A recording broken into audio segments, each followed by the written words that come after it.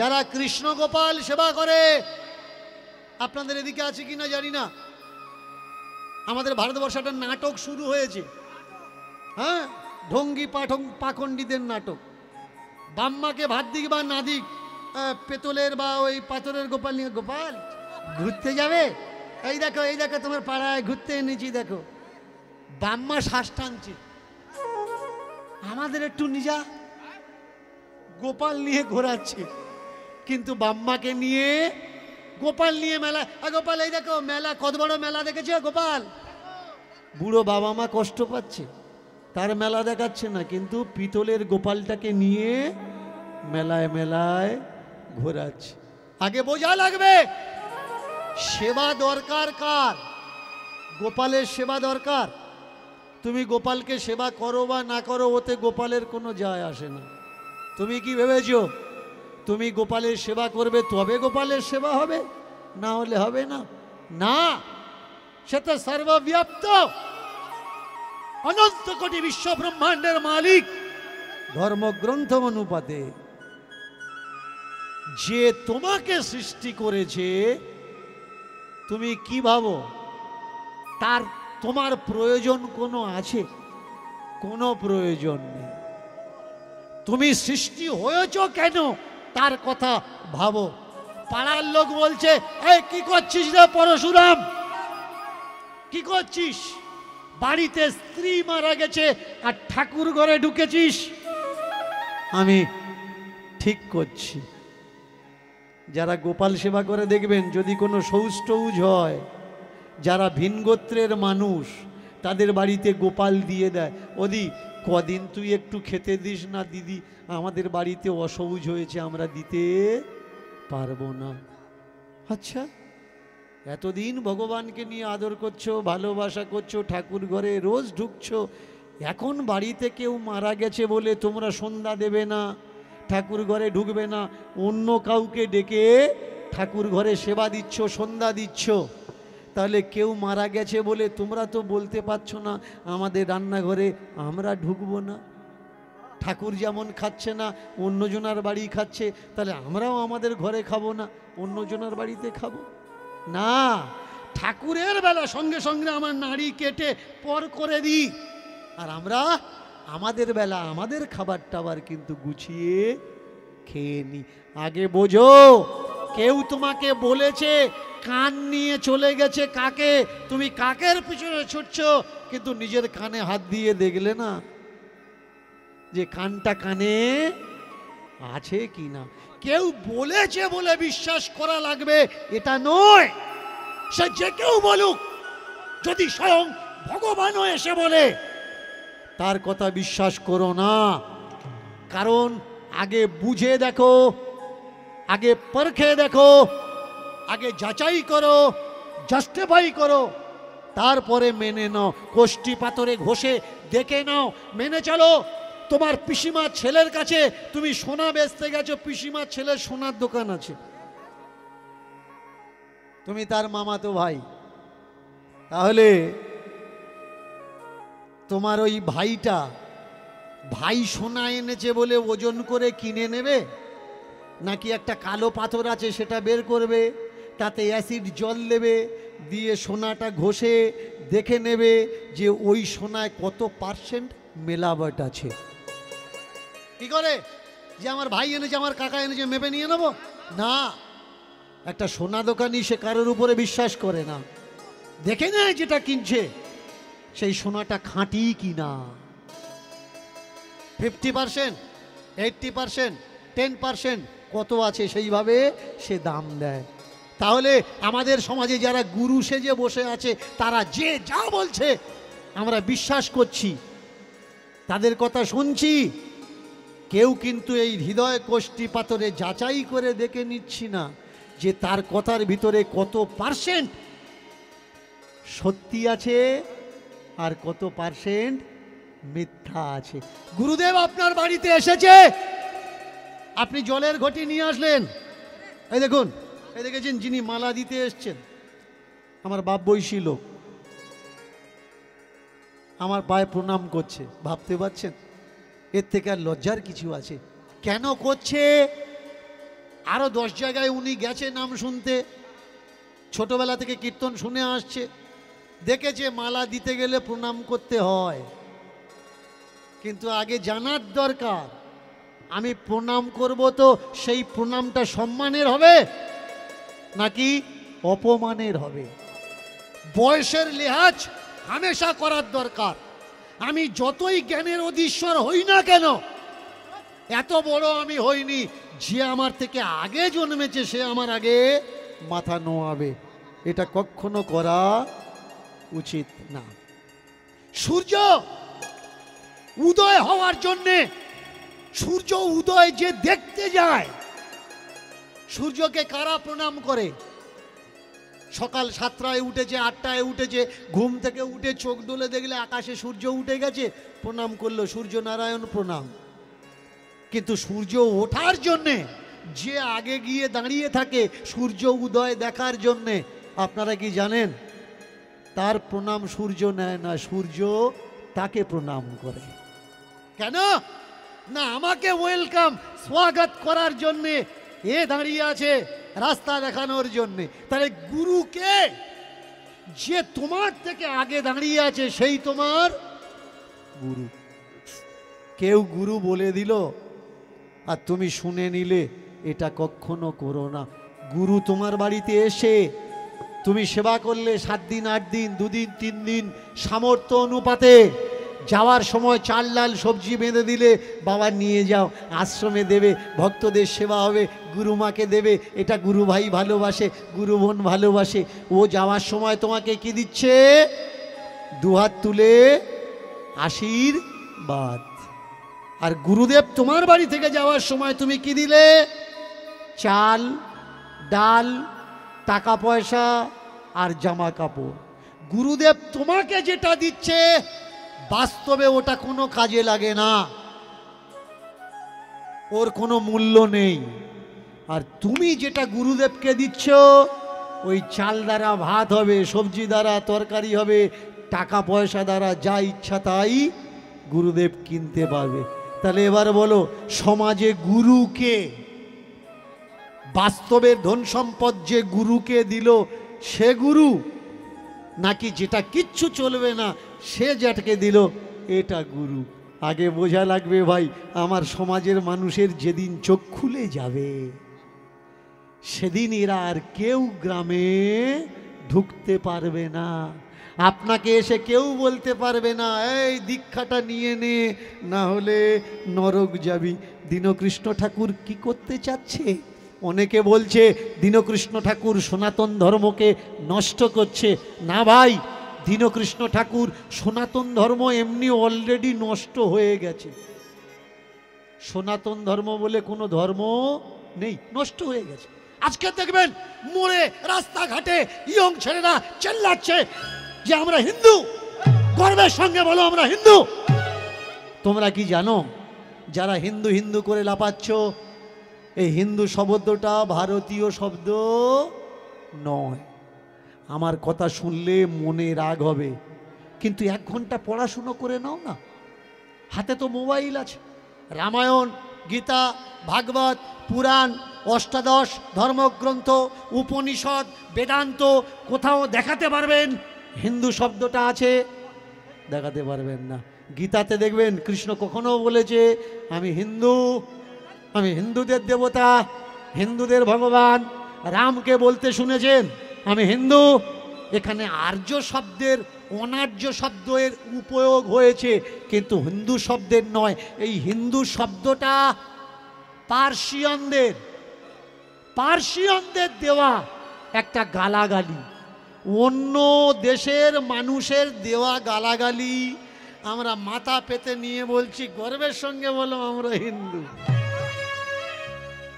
পারস্য থেকে এসেছেন রাজারা, অনেকে বলেন সিন্ধু নদীর তটে ওরা এসেছে, সিন্ধুকে স উচ্চারণ করতে পারত না, ওরা হ উচ্চারণ করত, তাই সিন্ধুকে সিন্ধু না বলে ওরা হিন্দু উচ্চারণ করেছে। এটা সম্পূর্ণ ভুল তথ্য। কারণ পারস থেকে যারা এদেশে এসেছিল, পার্সিয়ান থেকে, তারা কারা? তারা মুসলমান। ভালো করে বিচার করবেন আমার কথাগুলো। তারা কি? মুসলমান। আর এই মুসলমানরা তাদেরকে তারা যে ধর্ম পালন করে সেই ধর্মের নাম কি? ইসলাম। মুসলমানের ভিতরেও দন্তেশ্ব আছে, ইসলামের ভিতরেও দন্তেশ্ব আছে। তাহলে সিন্ধু প্রথম দন্তেশ্বকে যদি ওরা স উচ্চারণ না করে হিন্দু উচ্চারণ করত, তাহলে মুসলমানকে ওরা মুহালমান কেন বলেনি? ইসলামকে ওরা ইহলাম কেন বলেনি? কারণ যে তথ্য তোমাকে দেওয়া হয়েছে আরবি টু বাংলা ডিকশনারি ট্রান্সলেশন দেখে নাও। হিন্দু শব্দের অর্থ হচ্ছে কালা, চোর, ভীরু, কাপুরুষ। এটা আমার মুখের কথা নয় ভাই। তোমরা যারা আজকের বলছো গর্বের সঙ্গে বলো হিন্দু, বলতে পারো এ শব্দটা তো বিবেকানন্দ আমাদের দিয়েছেন। গর্বের সঙ্গে বলো হিন্দু, এ কথাটা কে বলেছে?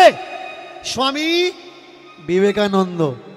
এমনি এমনি বলেনি, অনেক জ্বালায় কথাটা বলেছে। কেন জানেন? বিবেকানন্দ রচনা সমগ্র পড়ে নেবেন, তাহলে বুঝতে পারবেন। আমেরিকার চিকাগো থেকে যেদিন ভারতের মাটিতে তিনি পা রেখেছেন, তাকে স্বাগত করার জন্য কিন্তু কেউ যায়নি। কেন জানেন? নিজ জাতের ছেলে বলে। আজকের আমার সমাজ হিন্দু হিন্দু হিন্দু করে লাফাচ্ছে। বলুন তো, আমরা যদি হিন্দু হই বলতে পারবেন হিন্দুকে? ব্রাহ্মণ হিন্দু না। ব্রাহ্মণ তার কাগজে কি লেখে? ব্রাহ্মণ লেখে। যদি আমার কথা মিথ্যে প্রমাণ করেন আমি ক্ষমা চেয়ে নেব। দেখবেন যখন কাস্ট লেখা হচ্ছে, কোনো নার্সিংহোম, কোনো হসপিটালে আপনি ভর্তি করেছেন আর সে মারা গেছে, ডেথ সার্টিফিকেট দরকার, রিলিজন কি লেখে? আপনি লিখবেন হিন্দু। কিন্তু ব্রাহ্মণ কি লিখছে? হিন্দু লিখছে না, ব্রাহ্মণ লিখছে ব্রাহ্মণ। তাহলে আমাদের ধর্মটা যদি হিন্দুদের ধর্ম হবে, আমরা যদি হিন্দু হব, মন্দির কাদের? হিন্দুদের মন্দির। রাম মন্দির থেকে নিয়ে কৃষ্ণ মন্দির, শিব মন্দির থেকে নিয়ে কালী মন্দির, এই মন্দিরগুলো কাদের? হিন্দুদের মন্দির, তাই না? আমাদের মন্দির, আমাদের ঠাকুর, আমাদের দেবী, আমাদের দেবতা। আপনি পারবেন আপনার দেবী দেবতাকে আপনি ছুঁয়ে দিতে? পারবেন না। আপনি যখনই ছুঁইবেন ওই দেবতাটা অশুদ্ধ হয়ে যাবে, অসৌজ হয়ে যাবে। আবার 27-28খানা ব্রাহ্মণ ডেকে নিয়ে দেবতাকে প্রতিষ্ঠা করা লাগবে, উৎসব করা লাগবে। এবার বলুন, যে ঠাকুরকে ছুঁতে পাচ্ছে, যে ঠাকুরকে টাচ করছে, ঠাকুর ঘরে ঢুকতে পারছে, দাঁড়িয়ে বলুন তো ঠাকুরটা কাদের ঠাকুর? আপনি ছুঁতে পাচ্ছেন না আর ও ছুঁতে পাচ্ছে। আপনি কাছে যেতে পাচ্ছেন না, ও কাছে যেতে পাচ্ছে। আপনাকে দিচ্ছে কি? চরণামৃত। মায়েরা পুজোর সময় পঞ্চাঙ্গ খান তো? এই চরণামৃতের ডকুমেন্টারি নেম হচ্ছে পঞ্চাঙ্গ। চরণামৃতের অরিজিনাল নাম হচ্ছে পঞ্চাঙ্গ। গ্রাম বাংলার মানুষরা চরণামৃত বলেন। একটু হাত তুলবেন। পূজায়, লক্ষ্মী পূজায়, সরস্বতী পূজায় চরণামৃত খেয়েছেন তো? রথ যখন টানা হয়, রথে গেছেন না? রথে যে দাঁড়িয়ে থাকে ওই বড় গামলায় করে গুলে নিয়ে দেয় চরণামৃত, খেয়েছেন না? চরণামৃত কি কি দিয়ে তৈরি হয় জানেন? কি কি দিয়ে তৈরি হয়? পঞ্চগব্য দিয়ে। তার সঙ্গে দেওয়া হয় চিনি, তার সঙ্গে দেওয়া হয় কর্পূর। কখনো গুগলে সার্চ করে দেখবেন, কর্পূর খেলে শরীরের উপকার হয় না অপকার হয়। আপনি টাকা দিয়ে কর্পূর গোলা আর পঞ্চগব্য, পঞ্চগব্যের ভিতরে গরুর প্রস্রাব থাকছে, গরুর গোবর থাকছে, গরুর দুধ থাকছে। তাহলে এবার বলুন, আপনি টাকা দিয়ে 1 চামচ কি খেলেন? গরুর প্রস্রাব, কর্পূর ধোয়া জল, চিনি ধোয়া জল। আপনি খাচ্ছেন, শুধু খাচ্ছেন না, আবার খেয়ে মাথায় মুছে নিচ্ছেন। আমি জানি না এদিকের মায়েরা মাথায় মোছে কিনা, অনেকে মাথায় মোছে, অনেকে এরকম করে মুছে নেয়, নেয় তো। এবারে বলুন, চরণামৃত যদি সব থেকে ভালো জিনিস হবে আর উপকারী জিনিস হবে, যে চরণামৃত তোমাকে গুলে খাওয়াচ্ছে ওকে দেখেছেন কখনো চরণামৃত খেতে? কবে জ্ঞান হবে? এর জন্য দরকার কাদের? দরকার আপনার। কারণ আপনি মন্দিরের ভিতরে ঢুকে আর মন্দিরের বাইরে থেকে প্রণাম করছেন চোখ বন্ধ করে। মায়েরা ঠাকুর ঘরে যখন প্রণাম করেন চোখ বন্ধ করে করেন না চেয়ে চেয়ে করেন? কখনো বিচার করে দেখেছেন যে চেয়ে প্রণাম করার দরকার না চোখ বন্ধ করে প্রণাম করার দরকার? মামার বাড়িতে গেছেন, দাদুকে প্রণাম করছেন চেয়ে চেয়ে, দাদু ভালো আছেন তো? দিদিমাকে চেয়ে চেয়ে প্রণাম করছেন, দিদিমা ভালো আছেন তো? ঠাকুর ঘরে ঢুকে চোখ কেন বন্ধ করছেন? কারা যারা আমাদের চোখ বন্ধ করা শেখালো? এই ভক্তিটার নাম অন্ধ ভক্তি। ভক্তি যদি চেয়ে করতে হয়, ভক্তি যদি সত্যিই করতে হয়, তাকিয়ে তাকিয়ে ভক্তি করো। চোখ থাকতে কেন অন্ধ সাহায্য? ভিন্ন ভিন্ন দেবতার ভিন্ন ভিন্ন গুণ। মা মনসাকে ডাকবেন, সাপের ভয় থেকে মুক্ত হবেন। ভীম পূজা করবেন, শক্তির অধীশ্বর হবেন। এই ভীম পূজা অন্য কোথাও হোক বা না হোক, হাওড়া আর মেদিনীপুরে কিন্তু খুব হয়। আপনাদের এদিকে হয়? ভীম পূজা হয়। শক্তির জন্য আমরা কি করি? ভীমকে পূজা করি। কার্তিক পুত্র সন্তানের জন্য আমরা কার্তিককে আনি। আলাদা আলাদা দেবতা, আলাদা আলাদা পূজা। যদি কৃষ্ণকে ডেকেছেন ভাববেন না কিছু পাবেন, সব কেড়ে নেবে। যাদের নেই আমি তো বলবো কৃষ্ণকে ডেকো না। যারা তোমরা কৃষ্ণকে ডাকছো, উপাসনা করছো, আমি তো বলবো ডেকো না। কারণ যেটুকু আছে ওটুকুও ভগবান বলেছেন যে আমাকে যে ডাকবে একেবারে হাড়গোড় ছাড়িয়ে নেব। যে করে আমার আশ তার করি সর্বনাশ।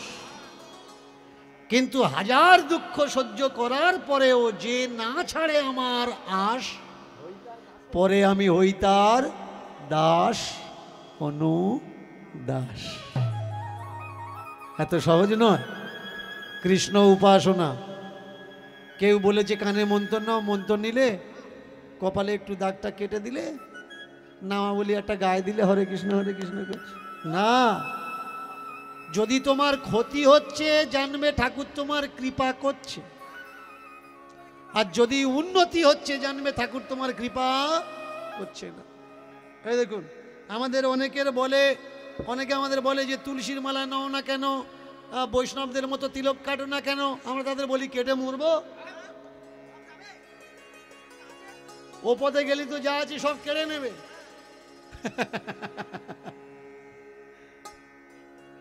সাবধান সাধু সাবধান। কে বলছে? আমি বলছি না, ভগবান শ্রী কৃষ্ণ বলছেন। সব কেড়ে নেব, চামড়াটুকু রাখবো না, মাংসও রাখবো না, হাড়ও রাখবো না। কিন্তু তার সত্ত্বেও যদি আমার কাছে পড়ে থাকো, তোমার বাড়িতে চাকর যেমন বাঁধা থাকে তেমনি তোমার বাড়ির চাকরের মতো আমি বাঁধা থাকবো। আমি কথা দিলাম। কাকে দিয়েছেন এই কথা? দিয়েছেন রাধা রানীকে। এই শপথ, এই প্রতিজ্ঞাকে বলা হয় দাসখত। রাধা রানীর দাসখতটা পড়বেন, তাহলে বুঝতে পারবেন ভগবান লিখে স্ট্যাম্প মেরে ছেড়ে দিয়েছেন। এত সোজা না, খুব কঠিন রাস্তা, খুব শক্ত রাস্তা। কদিন পরে, 1 বছর বয়স হয়েছে, কদিন পরে স্ত্রী মারা গেল। বলে উঠলে, কি ভেবেছো বউ মারা গেছে বলে আমি তোমায় ভুলে যাব? না না, মারা তো আমরা একদিন সকলে যাব, কিন্তু আমি ভুলবো না। দুঃখ দাও, কষ্ট দাও, কিন্তু সইবার শক্তিটুকু দাও থাকবে।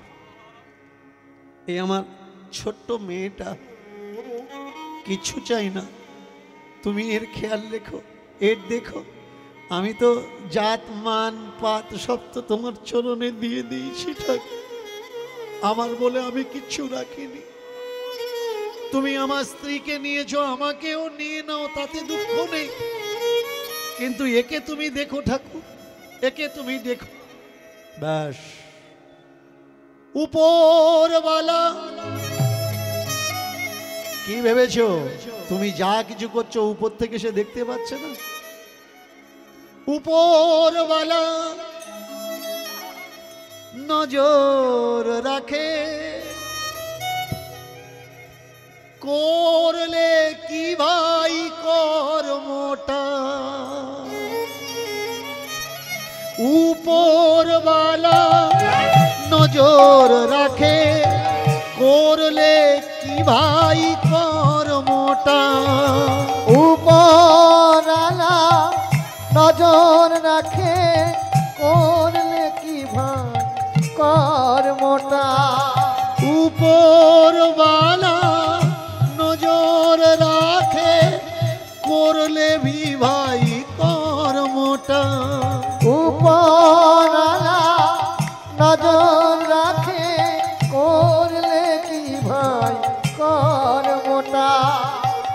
মানলে নাকি রাখলে নাকি তোমার মানব ধর্মটা।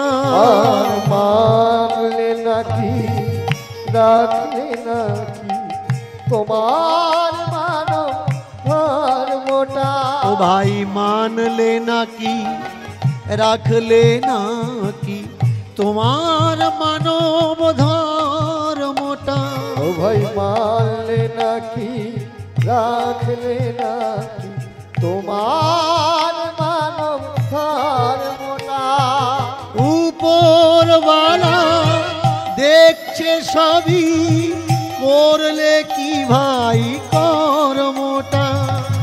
উপরওয়ালা দেখছে নাকি, করলে কি ভাই কর্মটা। শেষ হলে যে যার সময় যাব আমরা চলে। আর এমন কর্ম করে যাও ভাই, যেন সমাজ যায় না ভুলে। সমাজ যায় না ভুলে। উপরওয়ালা বলছে কি, করলে কি ভাই কর্মটা। উপরওয়ালা দেখছে সবই, করলে কি ভাই কর্মটা। দুঃখ দিলে দুঃখ পাবে, ব্যথা দিলে ব্যথা। কাউকে যদি কাঁদাও তুমি, পাবে হাজার বারোটা। মনে রেখো ভাই, পাপের নিস্তার নাই। জীবনে ভালো কর্ম করবে, তোমার কথা কেউ মনে রাখবে না। একটা জায়গায় সবাই স্লিপ খাচ্ছে, কেউ যদি ওই টোকা ইট বিছিয়ে দেয় তার কথা কেউ মনে রাখবে না। কিন্তু ভালো জায়গায় থেকে দুহাত যদি কেউ ইট তুলে নেয়, তার কথা সবাই মনে রাখবে। এই ইটটা কে তুলে, যে যাবে সে জিজ্ঞেস করবে ইটটা তুলেছে কে। কেমন? কিন্তু যেখানে ইট নেই ইট পেতে দাও, কেউ জিজ্ঞাসা করবে না এখানে ইটটা পেতেছে কে। কর্ম সবার উপরে, ধর্মই হলো কর্ম, এটা তোমার জানা লাগবে। স্ত্রী মারা গেছে, সেই অবস্থায় ঠাকুর ঘরে ঢুকেছেন, স্ত্রী চাপা দেওয়া আছে, কাপড় ঢাকা দেওয়া আছে, ঢুকেছেন ঠাকুর ঘরে। আর আপনি আমরা কি করি? মারা গেছে মানে ঠাকুর ঘরে আর ঢোকা যাবে না। আমাদেরকে অনেকে ফোন করে যে বাবা বাড়িতে মরা ছুঁচু, ঠাকুর ঘরে ঢোকা যাবে? আরে ছুঁচুটা কি রে? ছুঁচু বলে কোনো শব্দ তো ধর্মের গ্রন্থে নেই। শৌচ আর অশৌচ, মারা গেলে বলা হয় অশৌচ। হ্যাঁ বাবা ওই হলো অশৌচ, আমরা ছুঁচু বলি। যাই হোক, বাড়িতে মারা গেছে, ঠাকুর ঘরে ঢুকতে পারবো? আচ্ছা, ভালো দিনে কেউ ঠাকুর ডাকুক বা না ডাকুক, বিপদের দিন ডাকে কি ডাকে না বল? হ্যাঁ, বিপদের দিন তো বেশি করে ডাকার দরকার। তাহলে বাড়ি যদি কেউ মারা যায়, ঠাকুর ঘরে যাওয়ার দরকার নাকি না যাওয়ার দরকার? আরো বেশি করে ঠাকুরের কাছে গিয়ে বলার দরকার, ঠাকুর ও আজকের আমাদের মধ্যে নেই, তোমার কাছে চলে গেছে, তুমি ওকে খেয়াল রেখো ঠাকুর, তুমি ওকে দেখো, তুমি ওকে কৃপা করো, তুমি ওকে করুণা করো। কে বলেছে ঠাকুরকে ডাকার জন্যে আর কোনো মানুষের লাগে? গ্রামে দাঁড়িয়ে ওই মেয়ের বাবা, কর্মা মায়ের বাবা বলে দিলে আমার যা ইচ্ছা আমি তাই করব। ঠাকুরকে আমি ভালোবাসি, ঠাকুরকে কিভাবে দেখব, কিভাবে পূজা করব, ওটা আমার ঠাকুর। তোমাদের বাড়িতে যখন অসৌজ হবে তখন তোমরা দেখে নিও তোমাদের বাড়ির ঠাকুর। আমার ঠাকুর আমার বাড়িতে অসৌজ হয়েছে বলে তাকে আমি না খাইয়ে রাখতে পারবো না। আজকে দুঃখের দিনে ঠাকুর ঘরে ঢুকবো না কেন? আরও তো আমি বেশি করে ঢুকবো। বলে দিলে কর্মাবায়ের বাবা, শোন রে ওরে মন, আর কি পাবি এমন রে তুই মানব জন। শোন রে ওরে মন, আর কি পাবি এমন রে তুই মানব জন। শোন রে ওরে মন, আর কি পাবি এমন রে মানব জন। শোন রে ওরে মন, আর কি পাবি এমন রে তুই মানব জন। ওরে মন, ওরে মন, ওরে মন, ওরে মন, ওরে মন, ওরে মন। শোন রে ওরে মন, আর কি পাবি এমন রে তুই মানব জন। শোন রে ওরে মন, আর কি পাবি এমন রে তুই মানব জন। দিনে দিনে দিন তোর তোর চলে ওরে যাবে, নিঃশ্বাস শেষ হলে পড়ে বডি রবে রে ভাই, পড়ে বডি রবে।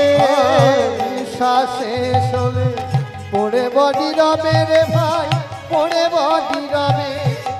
আমার নামে অহংকার কত করি হায়, যেখানে যাই টাকা পয়সার গরিমা দেখাই তাই। আর যেখানে যাই টাকা পয়সা গরিমা দেখাই তাই, যেখানে যাই টাকা পয়সার গরিমা দেখাই তাই। আমি দাদা, আমি বাবা, আমি কাকা, আমি মেসমশাই, আমি মাসিমা, আমি পিসিমা, আমি কাকিমা, আমি জেঠিমা যেদিন অসুস্থ হয়ে হসপিটালে যাবে, নিঃশ্বাস চলছে, সবাই সম্পর্ক দিয়ে ডাকবে। ডাক্তার বলবে রুগী, নার্স বলবে পেশেন্ট। যেদিন তুমি মরে যাবে ওই গাড়িতে করে তোমায় নিয়ে আসবে, গাড়ির ড্রাইভার বলবে ওটা বডি। তুমি আর বাবা নাও, কাকা নাও, দাদা নাও, মাসি নয়, পিসি নয়, ওরা বলবে এটা বডি। আত্মীয় বন্ধু বান্ধব দেখতে আসবে, কেউ বলবে না কাকা কোথায় আছে, মেসমশাই কোথায় আছে, এসে বলবে লাশ কোথায় রেখেছে, মরা কোথায় আছে। একদিন ছিলে বাবা, মরার পরে মরা হলে দেখে নাও হিসাব করে জনমে কি পেলে, দেখে নাও হিসাব করে জনমে কি পেলে, দেখে নাও হিসাব করে জনমে কি পেলে। এই মানব জনমে অনেক মানার ছিল, অনেক বলার ছিল ভাই, অনেক চলার ছিল, আর অনেক বলার ছিল ভাই, অনেক চলার ছিল, অনেক বলার ছিল ভাই, অনেক চলার ছিল। বললাম না, চললাম না, করলাম না কিছু হায়, দিনে দিনে মানবের সময় এমনি চলে যায়। আমরা মনে করি আবার আমি মানুষ জন্ম লব, এত সহজ নয়। যে যে গেছে কোনো খবর তাদের নাই, কোথায় গেছে কোথায় থাকে ঠিকানা কেউ বলে নাই। পরে যারা এসেছে তারাও জানে না তারা কোত্থেকে এসেছে। আপনি আমি আমরা সবাই জন্মেছি জানি, কিন্তু জন্মানোর আগে কোথায় ছিলাম জানি না। মানুষ ছিলাম নাকি আর কি ছিলাম? তত্ত্ব বলে, শাস্ত্র বলে, কর্ম ফলে মানুষ জন্ম মেলে। মানব জন্মটা কেন মেলে? কর্ম ভালো হলে। এবার বিচার করে দেখো এমন কর্ম কি করেছো আগামীতে মানুষ হবে ঈশ্বরের কাছে দাবি তুমি রেখেছো? এমন কোন কর্ম আমার নাই যে বলতে পারবো ডাঁটছে মানুষ করো দয়াময়। ওই ছোট্ট মেয়েটার মেয়েটার বাবা করো জোড় করে বলে, ঠাকুর আমি সৌচ চিনি না, আমি অসৌচ চিনি না, আমি শুধু তোমায় চিনি, তোমার ভক্তি করব, আমি তোমার পূজা করব, তোমায় ভক্তি করব, আমি তোমায় পূজা করব, আমি তোমার ভক্তি করব, আমি তোমায় পূজা করব, তোমায় ভক্তি করব, আমি তোমায় পূজা করব। দয়াময়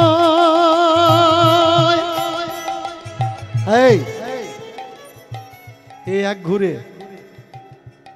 অসামাজিক লোক, ওর বউ মরে গেছে, ঠাকুর ঘরে ঢুকেছে। চল চল চল চল চল। পাড়ার লোক এক এক করে চলে গেল। একা স্ত্রীকে সমাধিস্থ করেছেন, একা স্নান করেছেন, রান্না বান্না করছেন, মেয়েকে খাওয়াচ্ছেন। একদিন নয়, পুরো 6টা বছর, 6টা বছর মেয়েকে লালিত পালিত করছে। বাবা যখন ঢোকে ঠাকুর ঘরে, 6 বছরের মেয়েটা বাবাকে ফলো করে, কিভাবে বাবা ফুল তোলে, কিভাবে বাবা পূজা করে, কিভাবে বাবা রান্না করে, কিভাবে খেতে দেয়, কিভাবে ঢোকে সে ঠাকুর ঘরে, কিভাবে ঢোকে সে ঠাকুর ঘরে, কিভাবে ঢোকে সে ঠাকুর ঘরে, কিভাবে ঢোকে সে ঠাকুর ঘরে, কিভাবে ঢোকে সে ঠাকুর ঘরে, কিভাবে ঢোকে সে ঠাকুর ঘরে। অনেক বয়স বাবার, কাঁদছে একদিন বসে তার ঘরে। ও বাবা কাঁদছো কেন? মারে টাকা পয়সা সব আছে, কিন্তু মনের স্বাদ একটু তীর্থ ঘুরবো। এখনো বল মা তুই তো একা, তোকে ফেলে আমি তীর্থে যাই কেমনে? কার কাছে রেখে যাব তোকে, কি আর নিয়ে যাব? কার কাছে রেখে যাব তোকে, কি আর নিয়ে যাব? কার কাছে রেখে যাব তোকে, কি আর নিয়ে যাব? কার কাছে রেখে যাব তোকে, কি আর নিয়ে যাব? কেউ যেন বলে তীর্থে মায়া থাকলে যেও না, মায়া সঙ্গে নিয়ে তীর্থে যেও না। তাই তো তুই তো আমার সংসার, একমাত্র মেয়ে তুই তো আমার মায়ার কন্যা, তোকে নিয়ে কি যাওয়া যাবে? যাওয়া যাবে না। হায় রে